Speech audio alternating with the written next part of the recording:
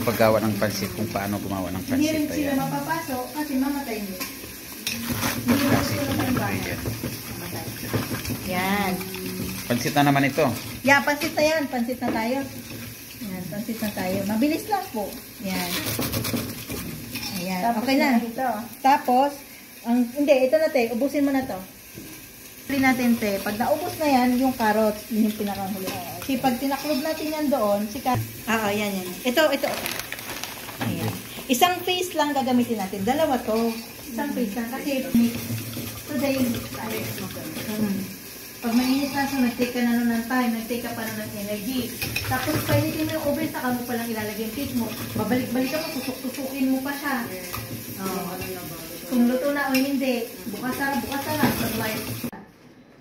Yan. So, natural, ng 93% na na-retain, nandito. Yung 93% na na-retain ng pagkain, nandito.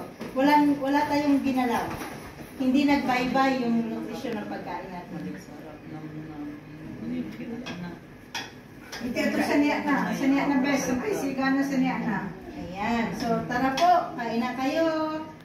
Kain na tayo. Dito pala tayo mahal. Kulay niya, kailangan merge na siya dito sa ano. Dito kasi yung lagay natin. Ayan. Ako. Promise. Mga restaurant Para kayong nasa Eat All You Can restaurant ngayon. Ate ka. Nadala mo ba yung ano? Anong dala mo, be? Ay, be, nadala mo yung ano?